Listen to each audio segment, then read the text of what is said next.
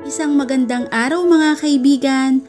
Narito na naman po si Shenshen TV na magbabahagi sa inyo ng kapanapanabik tungkol sa kwento ng pag-ibig. Pero kung bago ka pa lamang sa aking YouTube channel, paki-like lang po ng ating video, paki-click na rin ang subscribe button at ganoon rin ang bell icon para lagi kayong updated sa mga paparating ko pang mga upload. Easy pare, inakbayan siya ni Henry. Naku, malalim pa naman ang bahaging iyan, sabi ng guide. Kaya lang, nakaangat ang batong yan ay dahil nakapatong yan sa isang malaking bato rin sa ilalim. Kung wala iyon, lampas tao rin yan. Baka nasa ibaba lang si Alex. Tingnan natin, sigaw ni Gilbert sa mga kasama. At dali-dali silang kumilos. May lumusong sa tubig at sumisid. Sina Gilbert, Raisa at Henry ay nagaantabay sa ibabaw ng malaking bato. Alinga-linga sa kung saan-saang sulok. Umaasang naroon lang si Alex. Umahon ang isa sa mga sumisid.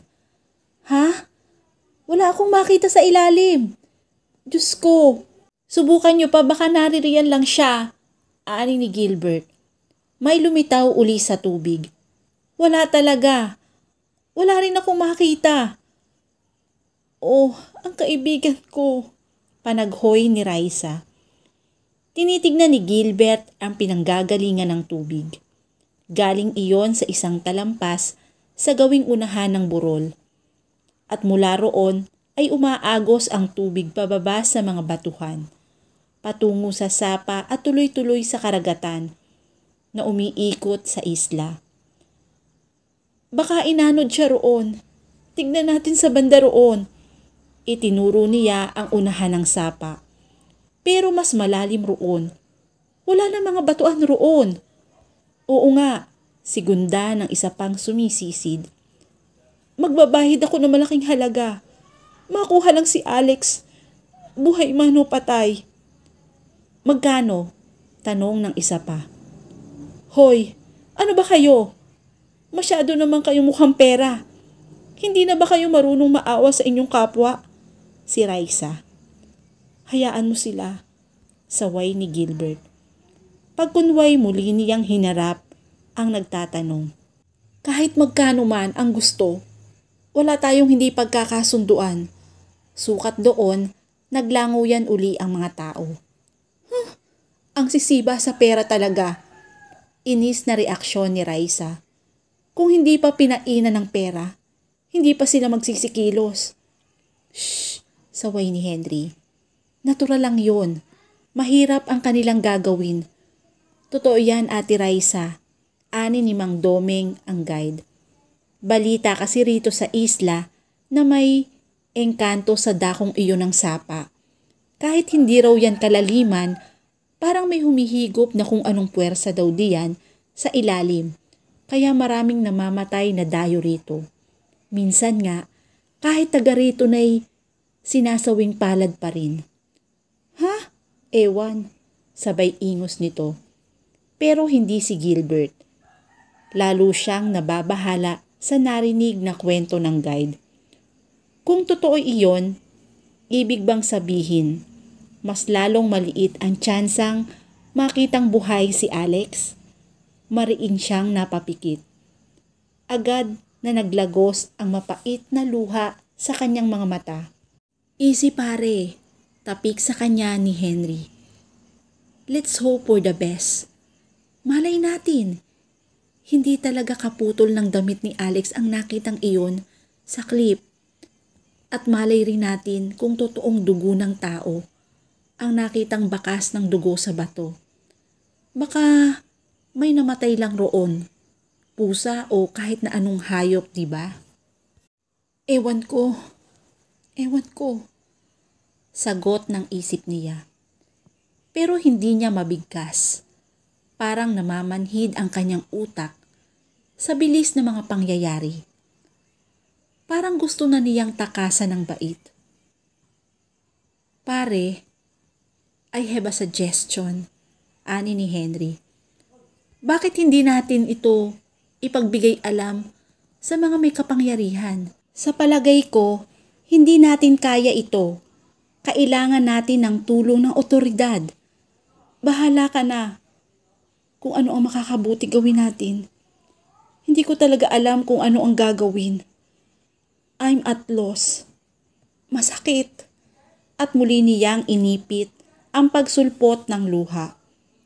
Mr. Guevara, we're very sorry. Ginalugad na ng mga tauhan ko ang buong isla.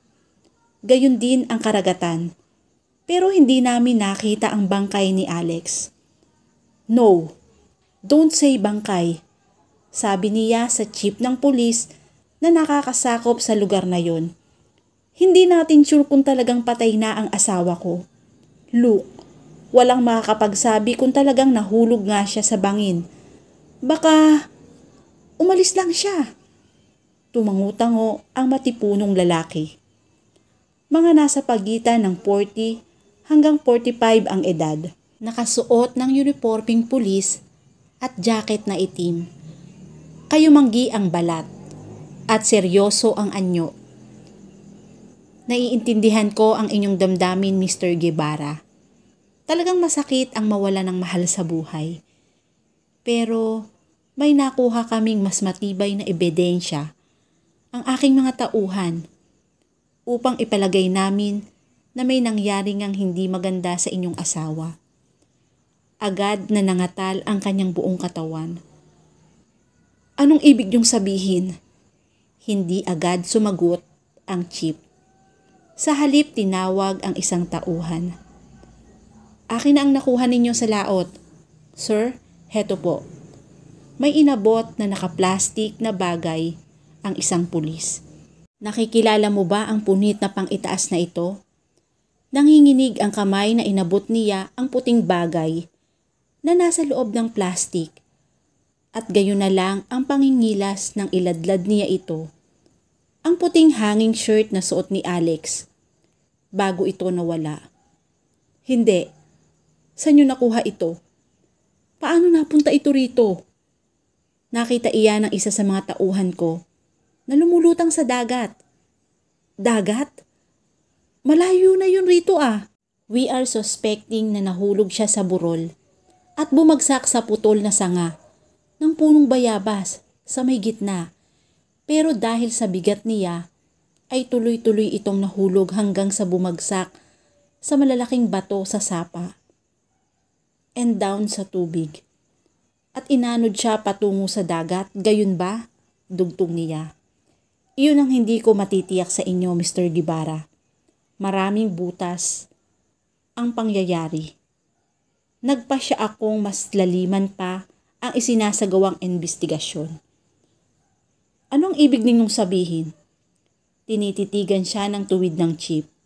Una, anito, may hinala akong hindi lang basta nahulog sa burol ang inyong asawa. Anong ibig ninyong sabihin? Dagling putol niya. Mr. Guevara, hinawakan nito sa balikat ang lalaki. May hinala kaming posibleng may tumula kay Alex. Kaya napaduos-dos ito pababa sa burol. May nagtangkang pumatay sa asawa ko. Nanlaki ang kanyang mga mata. Iyon ang suspecha namin. Iyon rin ang aalamin pa namin. Parang foul play ang nangyari. Dahil may mga natuklasan kaming mga bakas na paa sa gilid ng burol. Iyon ang sisiyasatin pa namin. Ano pa ang mga butas na sinasabi ninyo? Ikalawa, kung talagang nahulog siya sa burol at bumagsak sa batuhan, dapat naroon lang ang katawan niya at ang iba pang pagkakakilanlan sa area na yon dahil stable naman ang tubig. Walang malakas na ulan kaya imposibleng lumakas ang agos ng tubig sa sapa. Kahit sabihin pang may kalaliman ang bahaging malapit sa malaking bato. Pero ang nakakapagtaka, nakuha ang pang-itaas na yan sa karagatan na. Di ba posibleng may nagtapon lang niyan doon? Pero sino? Sino ang walang hiyang gumawa nito kay Alex? Sino? Sasabihin ko yan kapag may nabuo na kaming konklusyon. In the meantime, gusto kong anyayahan kayo sa presinto. Ako? Bakit? Kukunan ko lang kayo ng statement. Huwag ho kayong matakot. Bakit ako matatakot? Ano ang dapat kong ikatakot? Tinitignan niya ito ng masama. Ipinahalata niyang hindi niya nagustuhan ang tono ng pagsasalita nito. Biglang nag-iba ng tingin ang chief. Hinarap ang mga tauhan. Men, we are going. Ilan na lang maiiwan rito upang maipagpatuloy ang paghahanap. Mr. Guevara, baling nito sa kanya. Sumunod na lang kayo sa presinto. Posible raw na foul play ang nangyari kay Alex. Pero sino? Sino ang maaaring gumawa ng kahayupang ito sa asawa ko? Anong motibo upang patayin si Alex? Shh! Tama na yan. Tinapik siya sa balikat ni Raisa. Umuwi ka muna sa log house at magpahinga ka. Kami na ni Henry ang bahala rito. I know you are too exhausted. Kailangan mo ng pahinga. Take a rest at bukas ka na rin humarap kay Chief. I know. Wala ka pa sa huwisyo. Muling naluha si Gilbert. Bakit nangyari ito? Bakit kinakailangang mawala si Alex sa panahong may tampo siya sa akin? Bakit? Bakit? Are you insane? Napatayo sa galit si Gilbert. Hinarap ang hepe ng pulisya na nakaupo sa kabila ng mesa. Si Lieutenant Roger Salvaria. Ako na nga ang nawala ng asawa. Ako pa ang pinaghihinalaan mong may kagagawan ng pagkamatay niya. Anong klase ka? Pulis ka ba o isa kang siraulong napunta sa mesang yan? Huminahon kayo, Mr. Guevara. Walang nakakita ni nakarinig kung papaano nawala si Alexandra Guevara. Natural lamang na isa kayo sa aming maging sospek, lalo pat ayon sa inyong mga kasama sa pamamaril, kayo ni Alexandra ang magkasama sa burol. Siya ang pupuntahan ko sa burol, pero hindi ko na siya nakita roon. Bumalik uli ako sa kinaroroonan ni Raisa sa pag-aakala kong naroon na si Alex. Pero noon ko rin nalaman na wala siya roon. Bakit akong pinagbibintangan ninyo? Asawa ko si Alex. Mahal na mahal ko si Alex. Bakit ko hahangarin ang ikapapahamak niya? Dahil sa kanyang pera. Kalmanteng tugon ng tinyente. Pera? For your information, asawa ko siya. Ako ang namamahala sa mga negosyong iniwan ng kanyang mami. Kung pera lang, hindi ko na kailangan pang patayin si Alex. May direct access ako sa pera ng pamilya. At hindi ko na kailangan pa ang kahit na sino kung iyon lang ang hangad ko. Pero ayon sa aming nakalap na impormasyon, may tampuhan kayong mag-asawa bago pa man nangyari ang insidente. Natural lang yun. Inisyang bumalik sa upuan.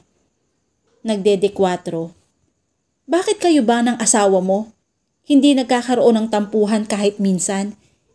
Hindi kasali ang misis ko rito, Mr. Guevara. You should know how to read between the lines. Huwag mong gawing literal ang lahat. Ang ibig kong sabihin, natural lang sa mga mag-asawa ang paminsan-minsan ay nagkakaroon ng tampuhan. Pero hindi ibig sabihin noon ay hindi mo na siya mahal at pwede nang patayin. Yes, pero hindi mo rin maitatanggi na minsan ang init ng ulo ang nagiging dahilan upang maging bayolente ang isang tao at nakakagawa ito ng bagay na hindi niya gusto. At posibleng dahil sa pagtatampuhan ninyong mag-asawa ay nag-init ang iyong ulo at di sinasadyang na itulak mo siya at iyon ang dahilan upang mahulog siya sa burol. Shit, if that's your theory, then prove it. Show me her body. Kung talagang patay na siya, nasaan siya? Ipakita mo. Huwag ka puro dada. Sa halip na ang killer ang inuusig mo, kung kani-kanino mo sinasayang ang oras mo. at walang dingong likod na bigla siyang lumabas ng kwarto. Umuwi sa log house. Inabutan niya roon seryoso sa pag-uusap ang mag-asawang Henry at Raisa. Nang maramdaman ng mga ito ang kanyang pagdating, biglang natahimik. Bakit? Nagtatakang tanong niya sa mag-asawa. Kuwan, si Raisa ang tumayo. Lumapit kay Gilbert. Aalis na kami bukas. Sasama ka ba? Natigilan siya. Kailangan na kasi naming bumalik. Malapit na ang aking one-month exhibit art shop. Matagal ko nang pinaghahandaan iyon, wika ni Henry. Papaano si Alex? Papaano ko malalaman kung ano ang nangyari kay Alex? Baka makita na siya. Baka buhay pa siya. Naririto lang naman si Mang Doming. Siya ang pinaghabilinan ko na mga siwa sa patuloy na paghahanap kay Alex. At saka, naririyan ng mga otoridad. I'm sure, hindi sila titigil hanggat hindi nagkakaroon ng linaw ang lahat. Isa pa, malapit lang naman ito sa Manila. It's only 45 minutes sa plane. Madali tayong maaabisuhan. Doming, papaano kung hindi papatay si Alex? Papaano kung buhay lang siya at naligaw sa kakahuyan? Kailangan niya ng tulong mo. Gilbert, ilang beses nang nagalugad ang buong isla. Wala roon si Alex. Ang tanging kinakikitaan ng ebidensya ay ang sapa at ang dagat. No, napaatras si Gilbert. Huwag mong ituloy ang sasabihin mo. Hindi papatay si Alex. Buhay siya. Buhay! Nawawala lang. Posibleng sa inis niya sa iyo. Umuwi na lang yun sa Manila na mag-isa. Posible yun. Oo, sagot ni Mang Doming. Maraming dumaraan ritong pump boat na pampasahero. Pwede rin na umupa ng mga fishing boat kung talagang nagmamadali ka. Gumuhit ang kasiyahan sa kanyang dibdib. Bigla siyang nabuhayan ng loob. Sumibol ang panibagong pag-asa. Kailan tayo aalis? Ngayon na? Dalian natin. Baka hindi ko naabutan si Alex. Hindi na nagpasama sa kanilang bahay si Gilbert. Malakas ang kutob niya na nasa kanilang mansyon lang si Alex. Tumalili sa isla at sinadyang inihulog ang suot na puting t-shirt sa dagat. Para nga naman magmukhang may nangyaring masama sa kanya. At nang sa gayon ay mag-alala siya. Sa ganong paraan ay nakaganti nga naman ito sa kanya sa kanyang maraming pagkukulang. Lihim siyang natawa. Natuwa siya. Kung ganon nga talaga ang tunay na pangyayari, lagot sa kanya si Alex. Talagang pupupugin niya ito ng halik mula ulo hanggang paa. Isang linggo silang magbabakasyon, second honeymoon. Babawi siya. Ibibigay na niya ang lahat ng kanyang panahon kay Alex. Hinding-hindi na niya ito babaliwalain. Hindi na.